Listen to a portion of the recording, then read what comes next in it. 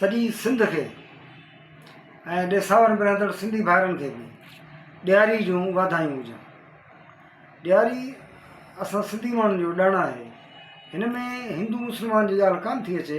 जेकर असां मुस्लमान ईद मल्हाईंदा आहियूं त हिंदू असांखे वाधायूं ॾींदा आहिनि ऐं असां सां गॾु हूंदा आहिनि, असांजी ख़ुशियुनि में गॾु हूंदा आहिनि। उन खां अलावा ॿिया ॾिण बि हूंदा आहिनि। महरम जो ॾहों अचे थो त हिंदू गॾु हूंदा आहिनि, उहे नज़र न्याज़ बि कंदा आहिनि, त सबीर बि हलाईंदा आहिनि।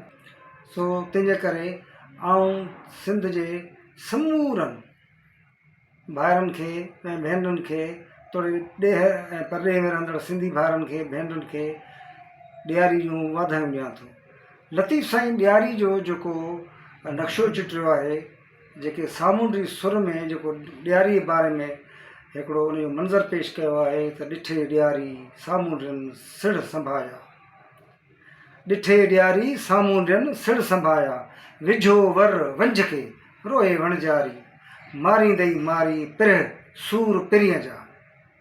लतीफ़ साईं जेको ॾियारी जी जेका ॻाल्हि करे थो, जंहिं अंदाज़ सां करे थो, जेको उनजो जेको नक्शो चिटियो अथसि या जेका ॻाल्हि कई अथसि, उहो कमाल जी ॻाल्हि आहे।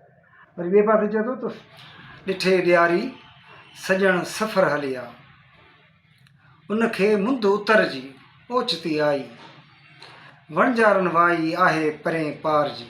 लतीफ़ साईं केॾे शानाइते ऐं मानाइते अंदाज़ में ॾियारी जी ॻाल्हि कई आहे। ॾियारी में जेके माण्हू जेके सफ़र कनि था, ॾियारी वेझो अची थी वञे, सामूंडी सफ़र में आहिनि, वापार में आहिनि, कारोबार में आहिनि, पर उहे ॾेसावर हलनि, उते उन्हनि जी छा सूरत हाल आहे, उन जी जेका आहे सो उन जेका सूरत हाल जेका ॾिठी आहे, उनजो जेको सिटराव ॾिनो अथई उहो शानदार आहे। तंहिंजे करे आऊं पंहिंजे समूरनि हिंद सिंध ऐं ॾेसावर में रहंदड़ सिंधी भाइरनि खे ॾियारी जूं दिलि जे गहराइनि सां वाधायूं ॾियां थो।